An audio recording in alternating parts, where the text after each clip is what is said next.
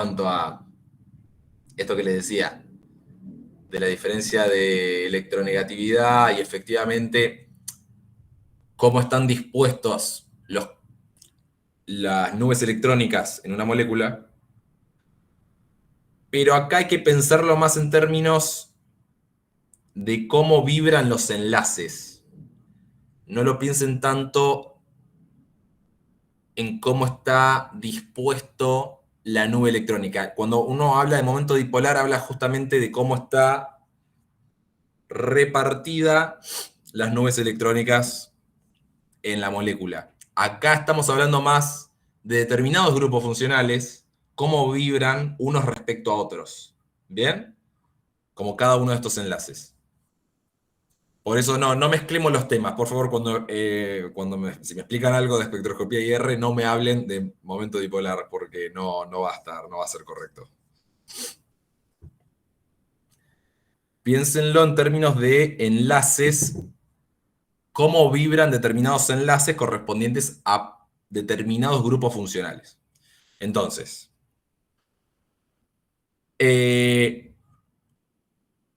dijimos que podemos, a ver, cada uno de estos picos correspondientes al espectro IR se corresponde con distintos modos vibracionales. Y eso nos va a permitir identificar grupos funcionales de una molécula a partir de este espectro IR. Y para eso se construye esto que conocemos como tabla de asignación, que nos van a vincular la frecuencia con un determinado grupo funcional que generalmente origina la banda que vemos nosotros en el espectro.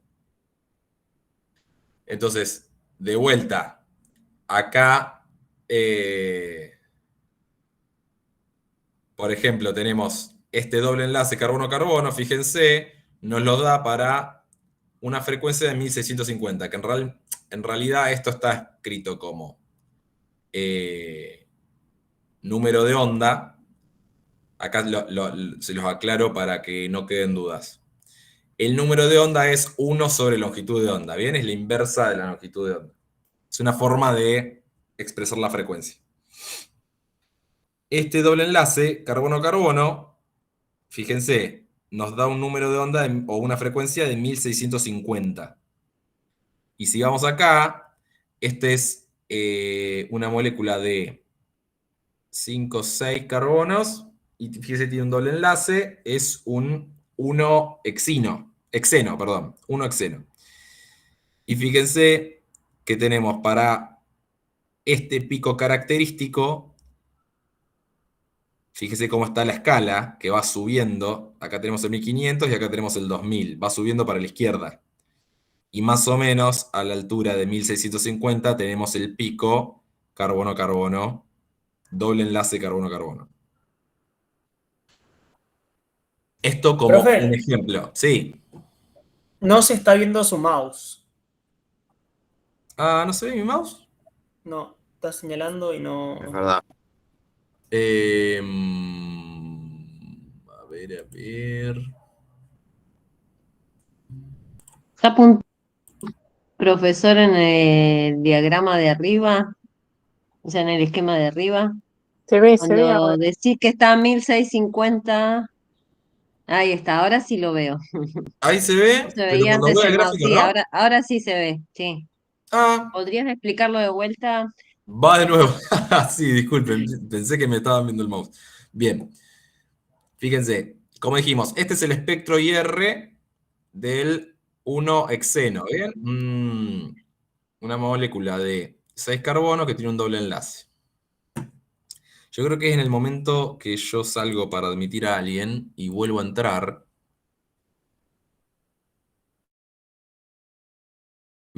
Sí, ahora sí. Sí, Bien, sí. perfecto. Entonces, espectro IR del 1 hexeno. Un poco la idea es, esta tabla de asignación me vincula grupos funcionales, fíjense, de carbonilo, oxidrilo, distintos grupos funcionales, con frecuencias que está en formato número de onda, en las cuales se generan picos correspondientes justamente a la absorción que promueve el cambio de energía entre distintos estados vibracionales, ¿bien? Correspondientes a estos grupos funcionales. Entonces, nosotros, solamente como un ejemplo, en este caso podemos ver que este doble enlace carbono-carbono tiene un pico por lo general a 1650, a una frecuencia de 1650, y se fijan en este gráfico, fíjense que el eje X tiene el número de onda, que sería nuestra unidad de frecuencia, y fíjense cómo el eje aumenta hacia la izquierda. Tenemos 1500 acá, tenemos 2000, entonces en un aproximado tendríamos un pico acá alrededor de 1600. Esto obviamente puede variar un poco de molécula a molécula, pero en general es una muy buena referencia de determinados picos correspondientes a grupos funcionales. Acá lo mismo, tenemos un triple enlace carbono-carbono, y también acá en nuestra tabla tenemos 2150, y acá está pasando un poco el 2000.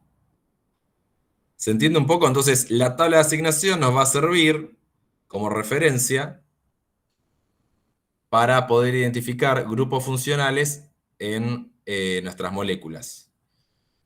O sea, transiciones de estado que son promovidas por la frecuencia con la cual estamos irradiando, particularmente en enlaces de esos grupos funcionales. ¿Alguna duda con esto? No.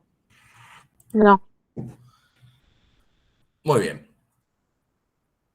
Bueno, nos permite identificar analitos según su naturaleza química, también compuestos de la matriz, tanto de origen orgánico como inorgánico. Por lo general lo que se hace es registrar primero el espectro completo IR de la muestra desconocida. Se comparan las bandas de absorción de este espectro IR con las frecuencias en la tabla de asignación, y así identificar grupos funcionales y enlaces presentes. Se utiliza la información para inferir la estructura molecular del compuesto y nos va a permitir, esto tiene aplicaciones en distintas áreas. Como control de calidad y, bueno, análisis de impurezas, esto está un poco de la mano, digamos, no solo caracterizar que nuestra molécula tiene la estructura esperada, sino también detectar si no existe alguna impureza en nuestra muestra. Para analizar mezclas, hacer identificación química de nuevos compuestos y también la estructura. Esto por lo general es una técnica que se complementa con otras técnicas. No es, en términos de control de calidad, uno puede tener bastante, digamos, establecido lo que uno está buscando, lo que uno espera, mejor dicho, del espectro IR, de, por ejemplo, un fármaco que uno está sintetizando, no sé, en una empresa farmacéutica. Ahora, cuando uno está con una muestra nueva, desconocida, por lo general el espectro IR por sí mismo no nos va a permitir saber exactamente la estructura completa de la molécula. Nos vamos a valer también de otras técnicas para complementar esta información. Pero es una contribución muy importante. Y también se puede utilizar de forma cuantitativa para determinar concentración de muestras. Así que ven que tiene un espectro de aplicaciones muy amplio. Creo que en una de las materias, creo que en química orgánica, tienen un TP con espectroscopía IR. ¿Puede ser? ¿Alguno la cursó? Sí. Sí, profe, a lo último lo dimos, bueno, yo falté ese día, pero me pasaron. Sí, Ok, pero efectivamente, o sea, no solamente la dan en la teoría, sino que tiene un trabajo práctico, ¿no? sí, así es. El último paso, bueno, hicieron. Está buenísimo. Está buenísimo. porque es algo que a nosotros no lo hacemos en nuestra materia, pero está buenísimo que en otra materia lo puedan complementar. Y es un poco un área muy de expertise en el área de química orgánica, así que eso está bueno. Y bueno, por último, con respecto a esta espectroscopía, el equipamiento, a ver, ¿cómo es el equipo? Va a seguir una lógica muy similar a lo que venimos viendo. Fíjese que acá la fuente de radiación, que va a ser de luz infrarroja, por lo general es de un filamento de tungsteno o una lámpara de halógeno, nos va a permitir entonces irradiar con radiación infrarroja. Y tenemos un splitter, esto es un espejo que nos separa este haz de luz en dos caminos distintos. En un camino va a entrar en contacto con la muestra y en otro con la referencia que va a ser nuestro blanco.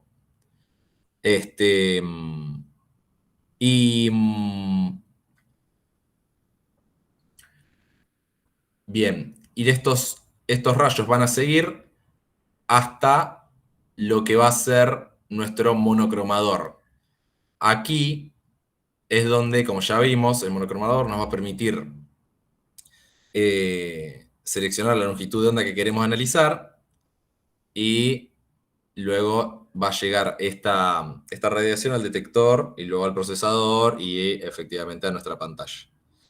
Acá en este formato, a ver, nosotros vemos un formato general. En este formato, fíjense que nosotros estamos irradiando con todas las longitudes de onda infrarrojas a la vez y estamos seleccionando luego, posteriormente, con el monocromador, las longitudes de onda que queremos analizar. Hay otro formato donde puede ser anterior, donde uno elige de antemano la longitud de onda antes de irradiar la muestra y analiza eso luego en el detector. Que por lo general son los más nuevos. Este es el más clásico, digamos, para espectroscopía infrarroja. ¿Me faltó algo más de esto? Profe, una consulta para terminar Sí. de entenderlo. Acá en el equipo solamente se trabaja con una sola longitud de onda, o sea que se va a poder detectar un solo grupo funcional. A ver, la lámpara te va a irradiar todo el espectro infrarrojo. Así que en principio, con esta disposición del equipo, vas a estar irradiando con todas las frecuencias de la región infrarroja. Acordate que nuestro gráfico acá, el infrarrojo Sí. es todas estas frecuencias o todas estas longitudes de onda. Son Sí, eso lo muchísimas. entiendo. Es un Sí, lo espectro entiendo. amplio. Ujú. ¿Bien? Entonces, en este formato nosotros estaríamos irradiando con todas las distintas longitudes de onda y luego, con el monocromador al final, elegimos con cuál seguimos trabajando. Si el monocromador está antes, también es válido y uno irradia solamente con la longitud de onda de interés y luego analiza en el detector cómo queda, cuánta intensidad de radiación llega. ¿Bien? Pero solo se va a poder conseguir un solo modo vibracional, porque es una sola longitud de onda. A ver, vos vas a analizar de a una longitud de onda, pero a fin de cuentas nosotros fíjate que siempre estamos trabajando haciendo un espectro entero. Entonces le vamos a pedir al equipo que vaya analizando por longitud de onda. Vamos a analizar todas las longitudes de onda o a un determinado intervalo de longitudes de onda. Vamos a hacer todo el espectro, ¿bien? Entonces vamos a estar excitando distintos modos vibracionales, como vemos acá. Esto lo hacemos en una corrida sola, hacemos todo el espectro completo. No es al unísono, o sea, el equipo va de a poco analizando las distintas longitudes de onda a medida que va cambiando el monocromador. Recuerden que el monocromador es justamente este elemento, puede ser una rejilla de difracción o un prisma que nos va a permitir seleccionar la longitud de onda. Eso lo podemos ir variando para tener el espectro completo en el infrarrojo. ¿Se entiende ahí? Ah, se va a armar la tabla de asignación, digamos. La tabla de asignación la vamos a tener desde antes y nos va a servir luego para identificar en nuestro espectro infrarrojo ¿Cuáles son los grupos funcionales? Esto es nuestra referencia que ya tenemos. El espectro es lo nuevo. Según lo que me dé de dato en el display, lo puedo analizar con la tabla de asignación. Exactamente. Gracias. De nada. Bien.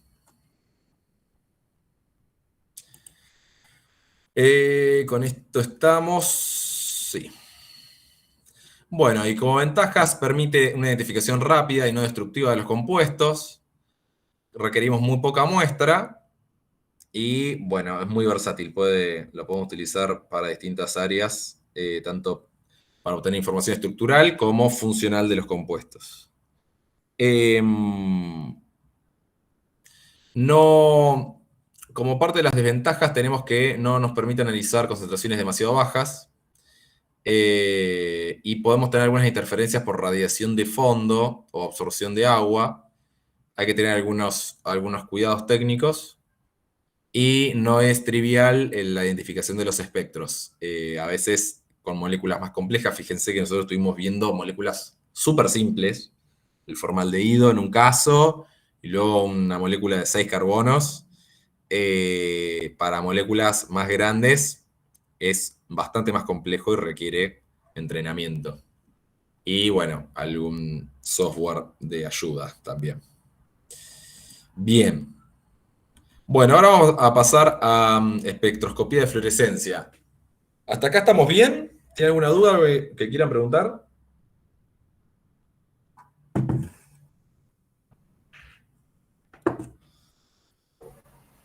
Muy bien.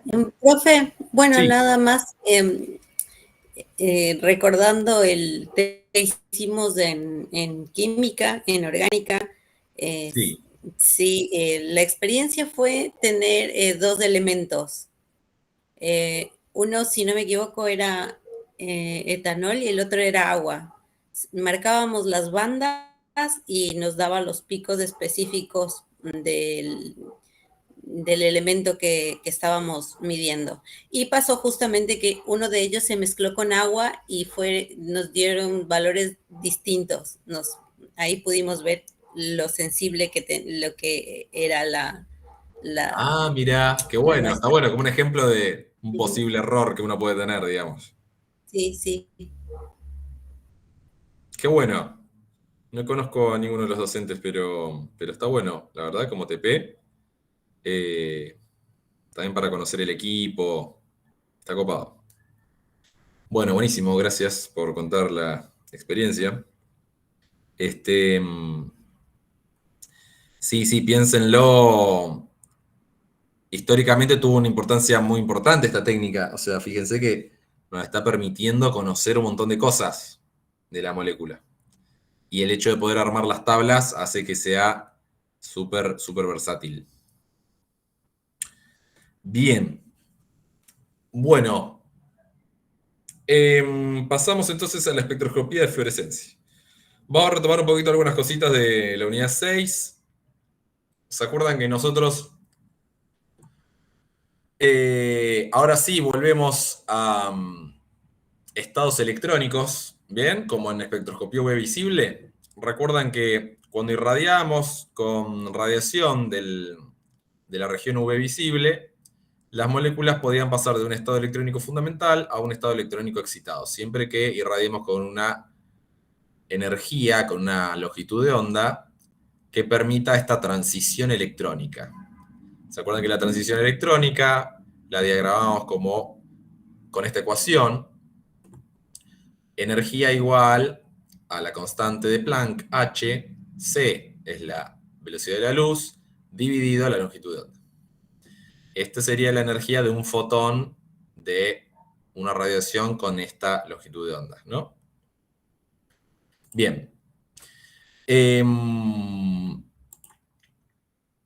Ahora, la pregunta era, y un poco lo discutimos en la clase un poco rápido, en la clase de espectroscopía UV visible, de qué pasa con esta molécula que se excita con cuando absorbe este fotón, ¿no? Que queda en este estado electrónico excitado. ¿Qué pasa con ese fotón que fue absorbido? Acá está mal escrito. Esto es con B larga, porque se absorbe. Bien, entonces, lo que sabemos es que hay distintas formas de decaimiento. O sea, nuestras moléculas van a volver al estado fundamental y para volver al estado fundamental hay distintos caminos, digamos, distintas posibilidades. Y vamos a llamarlas formas de decaimiento. Tenemos formas de decaimiento no radiativo, donde no hay luz involucrada, que por lo general se basa en vibraciones. Esta es la forma más común de decaimiento. Nuestra molécula absorbe energía, pasa a un estado electrónico excitado y luego vibra, choca con las moléculas del solvente o con las moléculas que la rodean y se descarga esa energía a partir de vibraciones. Esta es la forma más común y por lo general es lo más probable porque es lo que usualmente más rápido sucede. ¿Bien? Y hay otras formas de decaimiento que son radiativos, o sea que hay luz involucrada. Dentro de estos mecanismos radiativos, estas formas de decaimiento radiativos, está la fluorescencia, que esto también está mal escrito. ¿Por qué hay tantas cosas mal escritas? Bueno, fluorescencia, donde el sistema excitado emite un fotón para volver al estado fundamental. Es un tipo de luminiscencia, le llamamos, y es menos común que estas formas no radiativas, ¿bien? Y luego tenemos la fosforescencia, que es también otro tipo de luminiscencia. También el sistema emite un fotón para volver al estado fundamental, pero es una forma más lenta y por ende menos común que la fluorescencia. Vamos a ver ahora un poco algunas características. Pero entonces, a grandes rasgos, nuestras moléculas que tienen la capacidad de absorber un fotón, pasar a un estado electrónico excitado, van a volver siempre al estado electrónico fundamental. ¿De qué forma? Bueno, tenemos formas no radiativas, donde el sistema vuelve al estado fundamental por vibraciones, y formas radiativas, donde para volver al estado fundamental nuestra molécula emite luz. Dentro de estas formas radiativas, entonces, tenemos la fluorescencia y la fosforescencia. ¿Alguna duda hasta acá? Bien. No, profe. Muy bien. A ver, esta es la diapo que agregué para aclarar algunos conceptos que usualmente traen dudas y con sentido. Les hago una pregunta. ¿Ustedes química inorgánica tienen o lo ven como parte de una de las químicas generales? Es una de las Sí, primeras. tenemos. Sí, Ah, está bien. Como la materia. química. Aparte por la Sí. claro, por la correlatividad también, Bien. hay, esta materia, por ejemplo, no se puede cursar sin las otras. Ah, muy bien. Perfecto, perfecto. Bien. Solamente para chequear. Y Esto- esa también traba otras. Claro, bien, perfecto. Entonces, algo de orbitales moleculares vieron entonces. Sí, sí. Bien, perfecto. Entonces, los orbitales moleculares son los orbitales que se forman producto de la combinación de los orbitales atómicos que constituyen, de cada uno de los átomos que constituyen la molécula en cuestión. En este caso acá estamos viendo orbitales moleculares del formaldehído.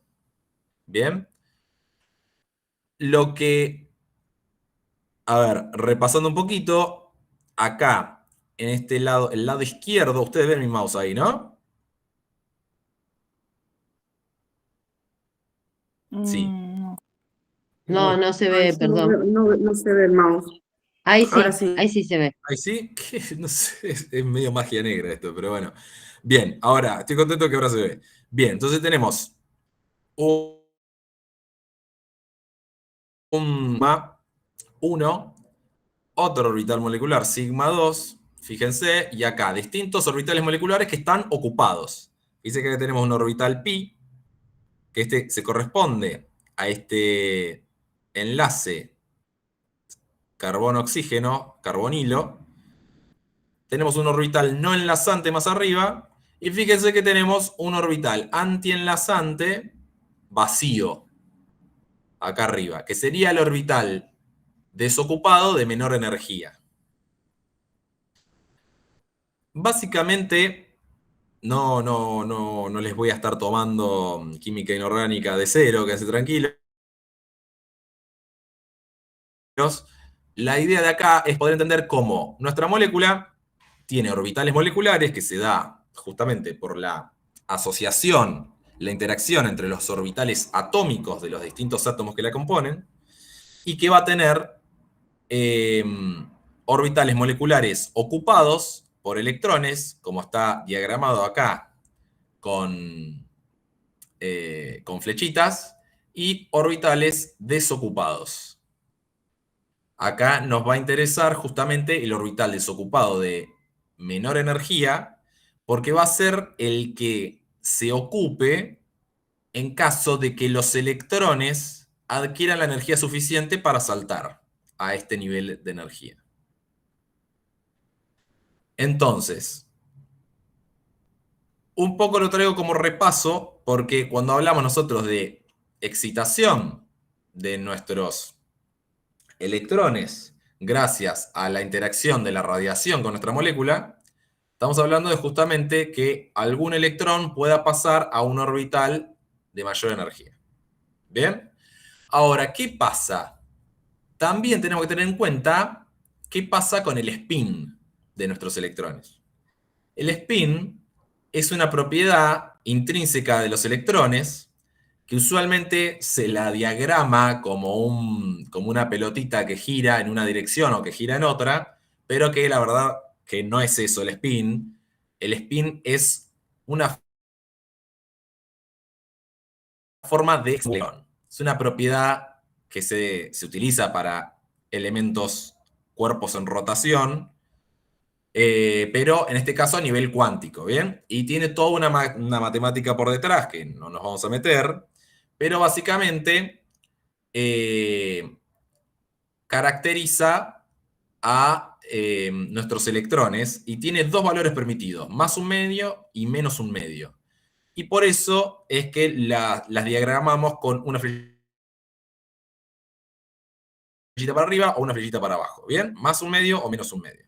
Y en base a eso establecemos lo que es el estado singlete o singulete y el estado triplete. El singulete es justamente cuando tenemos una flechita para abajo y una flechita para arriba, o sea que tenemos un electrón con spin más un medio y un electrón con spin menos un medio, y el estado triplete es cuando los dos tienen el mismo número cuántico de spin en distintos orbitales.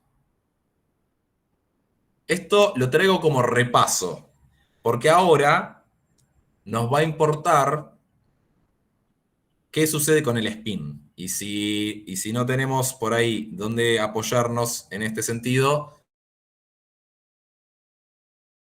después. Bien, entonces, ahora vamos a ver lo que se conoce como el diagrama de Jablonski, que este diagrama nos permite entender qué es la fluorescencia y qué es la fosforescencia. Supongamos que estamos con una molécula con un estado electrónico en el estado fundamental, ¿bien? S0.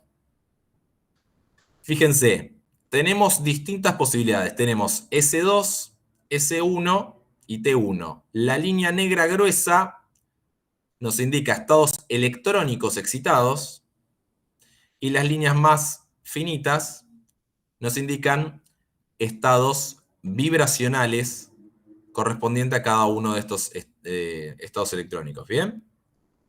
Ahora, ¿por qué S? Algunos son S y otros son T. Porque S0, S1 y S2, y otros son en estado triplete. Bien. Supongamos que estamos en una molécula en su estado fundamental. Recibe una radiación tal, un fotón, que le permite pasar a un estado excitado,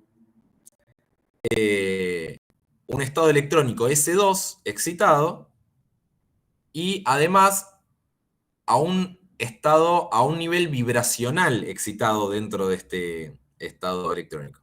Una forma de decirlo en una sola oración es: pasamos desde un estado fundamental a un estado vibracional excitado de un determinado estado electrónico excitado. ¿Bien? Lo primero y lo más rápido que suele suceder es que ocurre una relajación vibracional. Nuestra molécula vibra, choca con otras moléculas y pierde energía, llegando hasta el nivel más bajo vibracional correspondiente a este estado electrónico excitado.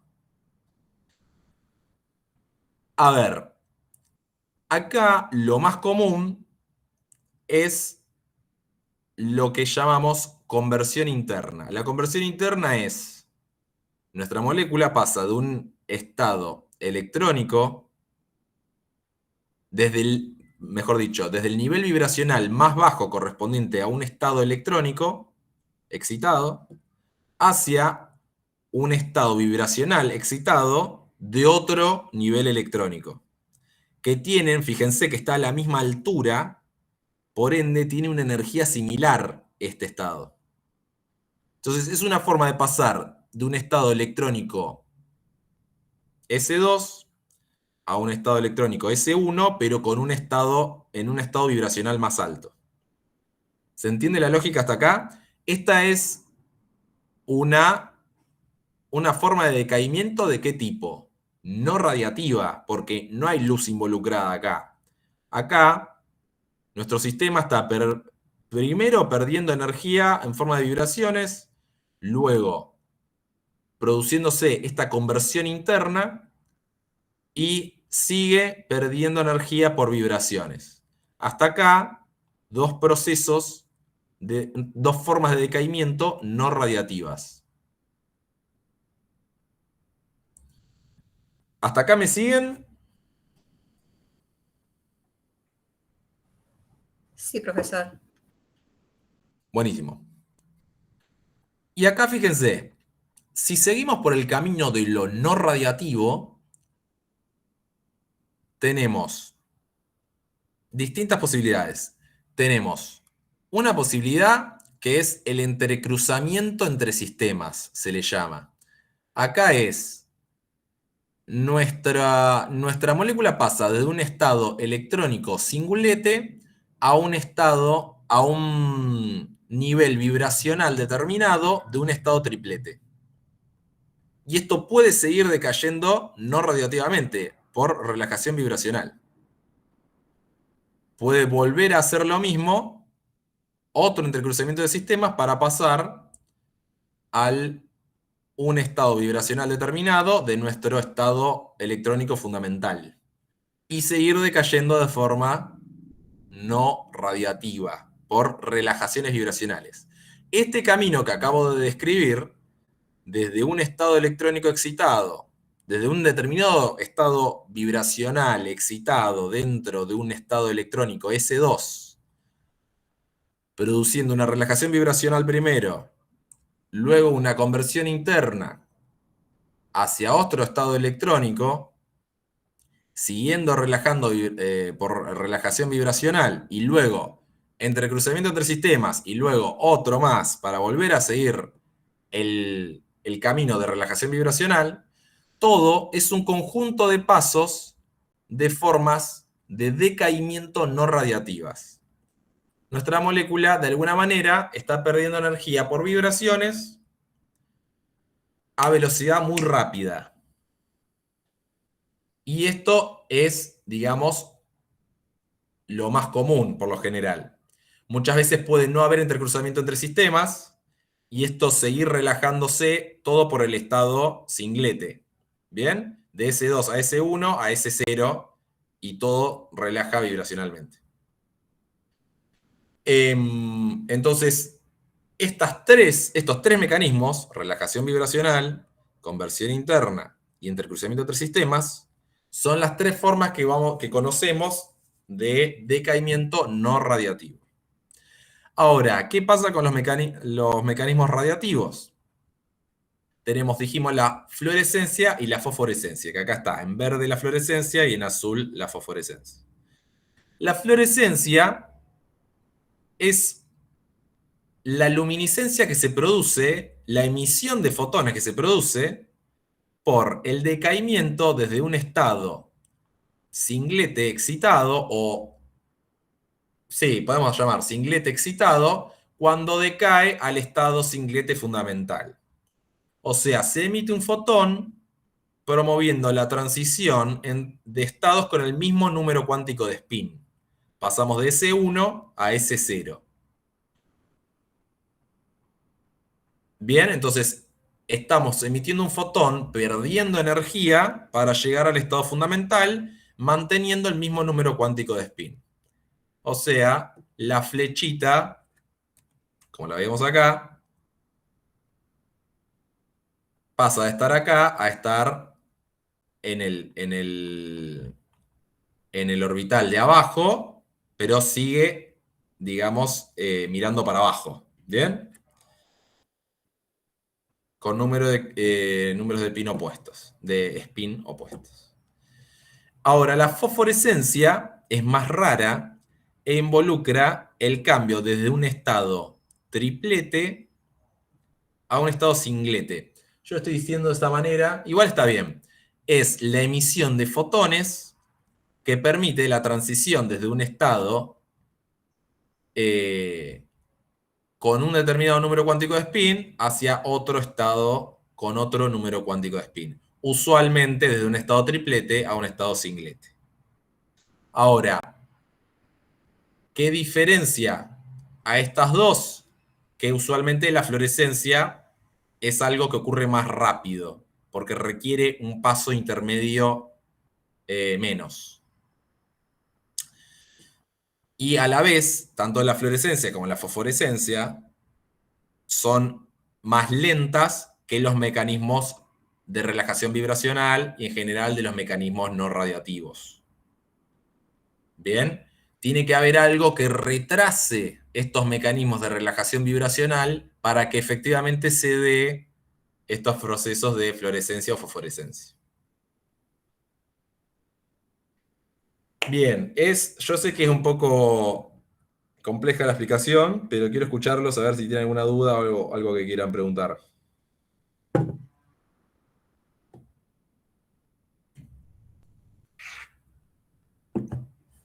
Profesor, buenas tardes. ¿Qué motivos serían los que influirían para que se retrase este decaimiento? Bueno, es una buena pregunta. No es el único factor involucrado, pero uno es la rigidez de la estructura de la molécula. Si es una estructura muy, muy estable, muy rígida, el mecanismo de relajación vibracional se ve impedido. Muchas veces lo vemos en anillos, en anillos con dobles enlaces conjugados, que son muy estables, pero también tienen que ver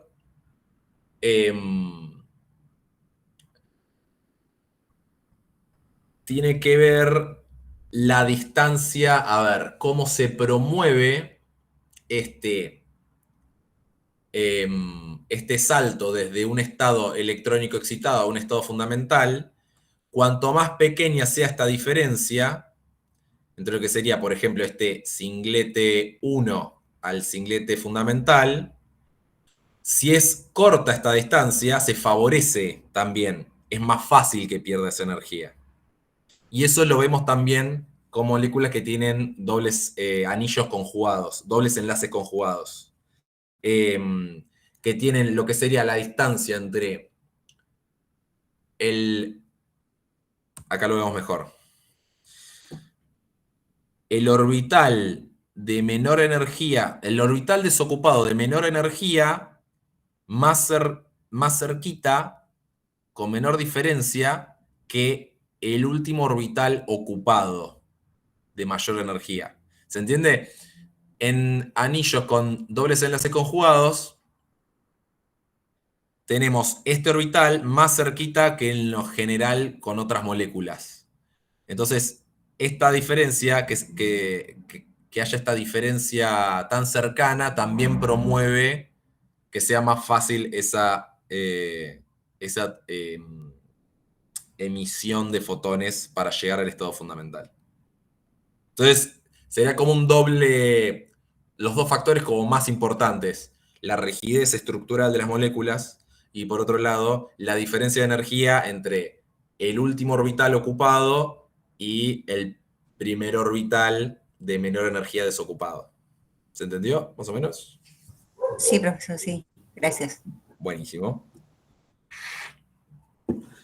Entonces, repito para que queden claros, vimos 3 formas de decaimiento no radiativas: relajación vibracional, conversión interna, entrecruzamiento entre sistemas, y vimos 2 formas de decaimiento radiativas: fluorescencia, cuando se emite un fotón para pasar de un estado electrónico excitado al estado fundamental, manteniendo el número cuántico de spin, y la fosforescencia, cuando se emiten fotones para pasar de un estado electrónico excitado al estado fundamental, cambiando el número cuántico de spin.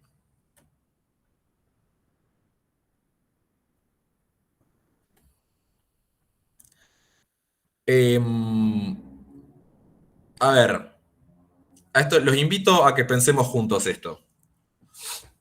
Fíjense, lo que usualmente ocurre, este es un ejemplo de fluorescencia, es, supongamos que estamos excitando una molécula con una determinada radiación que nos permite llevarla a distintos niveles vibracionales, estados excitados vibracionales, de un determinado estado electrónico. Fíjense cómo son, esto es para el proceso de absorción. Fíjense cómo es la emisión. Nosotros tenemos todos estos procesos de absorción. Fíjense que son distintos en su magnitud de energía. Fíjense cómo son todas estas formas de emisión, pensando en fluorescencia. ¿Cómo les parece que son todas estas flechitas, comparadas a estas flechas? En términos de magnitud. ¿Más cortas? Son más cortas. Las flechas de emisión son más cortas, lo que nos indica que la energía emitida es menor. ¿Cómo piensan que eso se va a ver reflejado luego si nosotros pensamos en espectros de absorción y en espectros de emisión? ¿La longitud de onda va a ser más larga? ¿Entre qué y qué? La frase completa, digamos. Entre la absorción y la emisión. Claro, claro, pero digo, ¿qué cosa tiene longitud de onda más corta y qué cosa tiene longitud de onda más larga? La emisión, longitud de onda más larga, porque la energía es menor. Muy bien, entonces vamos a tener, acá tenemos esto se le llama corrimiento de Stokes, y acá es un ejemplo. Fíjense, en negro tenemos el espectro de absorción de una determinada molécula, todas las longitudes de onda a las cuales esta molécula puede absorber, con distinta intensidad, con distinta magnitud, y en esta especie de naranja, el espectro de emisión. ¿Qué está sucediendo? Hay un corrimiento desde longitudes de onda más cortas, de mayor energía, hacia longitudes de onda más largas, de menor energía. Entonces decimos que las energías a las que ocurre la emisión son menores que a las que ocurre la excitación.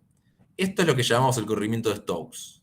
Los espectros decimos que se corren al rojo. Los espectros de emisión se corren al rojo, quiere decir se corren hacia longitudes de onda de mayor energía, de hacia mayores longitudes de onda, de menor energía.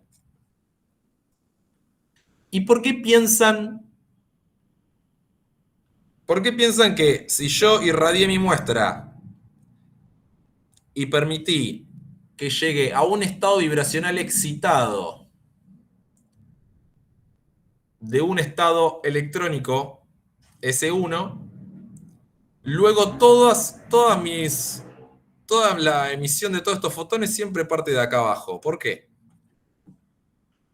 Porque también decae vibracionalmente. Muy bien. Porque la vibración es lo más rápido, lo más probable que suceda, antes que nada, es que la molécula vibre y pierda energía en forma de calor, en forma de vibraciones. Entonces, justamente, lo que vemos acá es que por más que yo esté llegando cuando yo le entrego energía al sistema, yo esté llegando a un estado vibracional excitado de un determinado estado electrónico,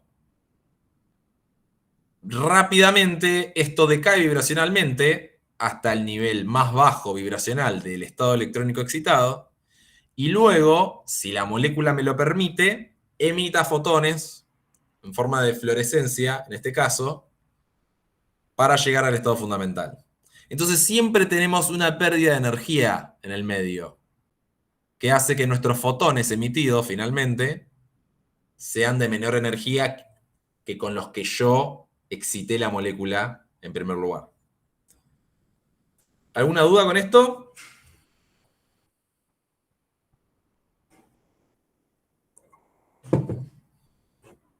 No, profe. Muy bien.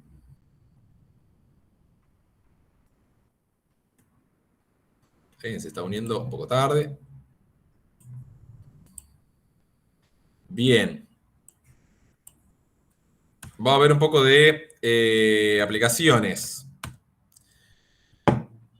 Vamos a tener una ecuación que nos va a permitir... Sí, está bien. Vincular la fluorescencia con la concentración, de forma similar a lo que veíamos con la ley de Lambert-Dibir. Y en esta ecuación, I va a ser la intensidad de emisión de fluorescencia a una determinada longitud de onda. K va a ser una constante de proporcionalidad. P0 es la intensidad de la lámpara a esa longitud de onda. Y C va a ser la concentración. Esto tiene una forma bastante similar. Fíjese que también describe... buscamos que describa una relación lineal esto, ¿bien? Y de la misma manera que vimos para espectroscopía UV visible, vamos a tener que construir una curva de calibración. Pero ojo, que en este caso, importante la aclaración, vamos a estar midiendo intensidad de fluorescencia. O sea, nuestra ecuación va a estar dada por la intensidad de la fluorescencia. La relación lineal con la concentración va a ser con respecto a la intensidad de fluorescencia. No es la absorción como antes veíamos en la ley de Beer. Y lo otro lo podemos pensar como toda una constante, K por P, que ¿qué sería en nuestra curva de calibración? ¿La pendiente? Pendiente. Sería la pendiente, claro. En ese caso, P0 es la intensidad de la luz de la lámpara, que ya la conocemos. Y K sería el factor, la constante de proporcionalidad que estaría acompañando este valor. Entonces es importante, igual que en la espectroscopía UV visible, construir una curva de calibración que nos permita determinar K y también medir el blanco. Y K va a estar relacionada con el rendimiento cuántico, que va a ser el cociente entre el número de fotones emitidos respecto al total de fotones absorbidos por la muestra. Digamos que una mayor K implica que estoy emitiendo una mayor cantidad de fotones, ¿no? Mi analito emite una mayor cantidad de fotones por unidad de fotón con el cual yo lo irradio. Ese sería el rendimiento cuántico. Y un mayor rendimiento cuántico me implica una mayor sensibilidad, una mayor pendiente en mi curva de calibración. Eso de la misma manera que lo veíamos en espectroscopía UV visible. Y ya queda poquito de fluorescencia.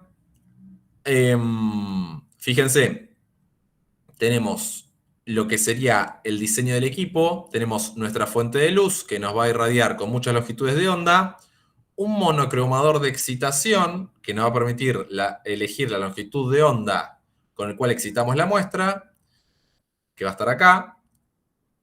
Luego tenemos la muestra que va a irradiar con distintas longitudes de onda y vamos a poder utilizar un monocromador de emisión para elegir una determinada longitud de onda de todas estas que emite nuestra muestra para analizarlo en el detector.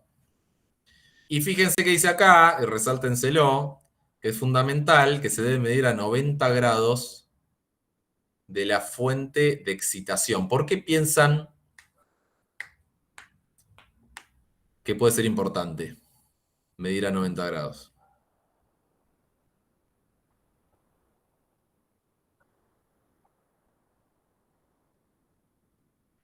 Silencio, silencio, silencio. Hace mucho que estoy hablando, ¿no? Ahora ya voy a terminar de hablar. Deben estar un poco cansados de escucharme.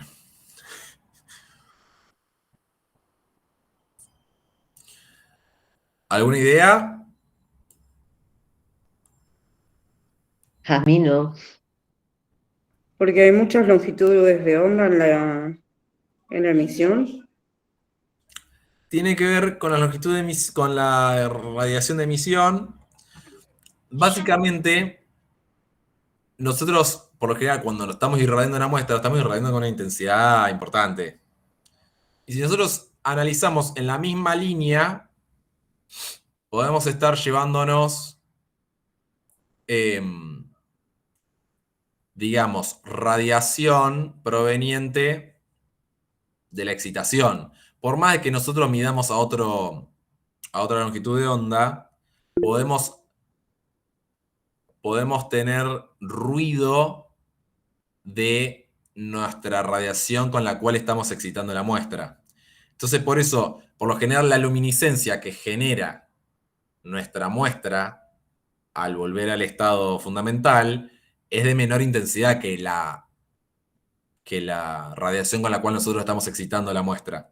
Entonces, nos queremos asegurar de no recibir, de no generar ruido con nuestra radiación de excitación y medir solamente la luminiscencia que produce nuestra muestra al volver al estado fundamental. Y para eso utilizamos este otro monocromador de emisión a 90 grados con respecto a la fuente de excitación. Y analizamos directamente esto.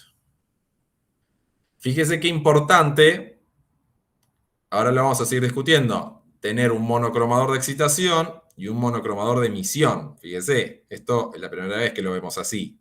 Tenemos dos selecciones de longitudes de onda en el mismo equipo, en distintos momentos, antes y después.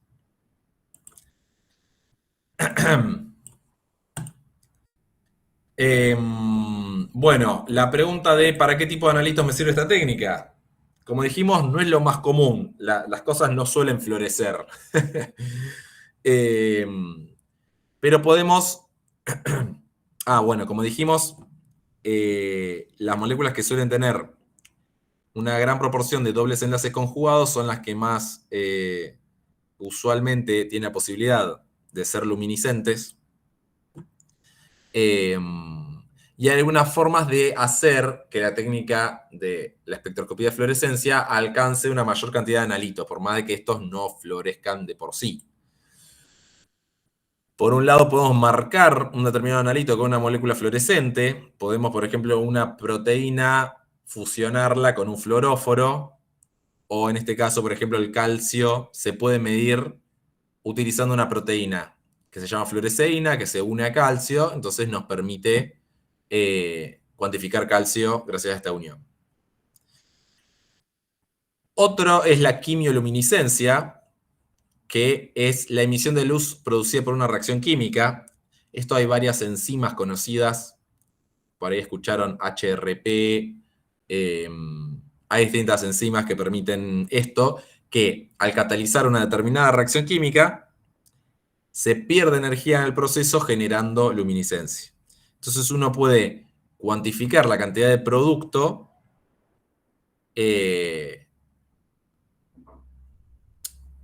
a ver, una forma es porque emite luz directamente a la reacción química y otra es porque directamente se produce un analito fluorescente, ¿bien?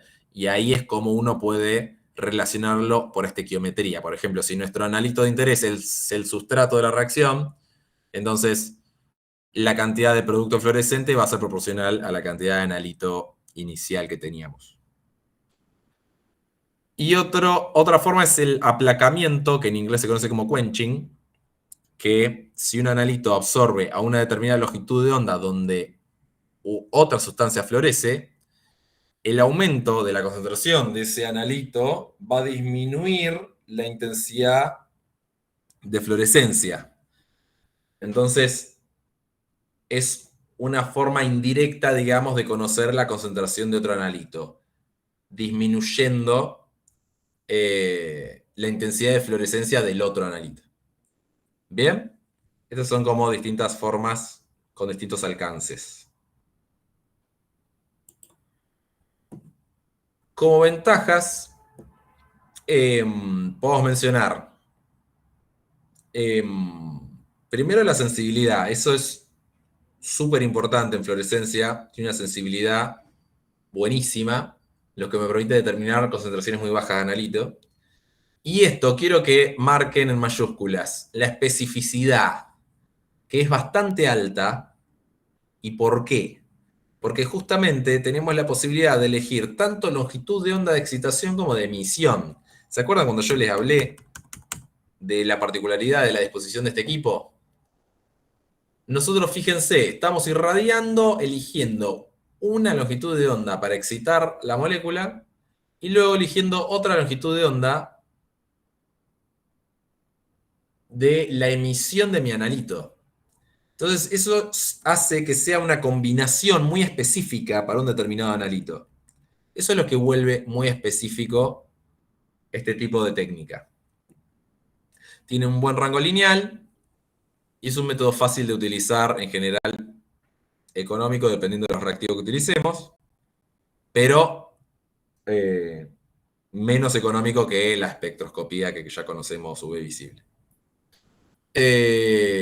No sirve como desventaja, no sirve para todos los analitos que queramos. Si queremos, podemos adecuarlo a otros analitos.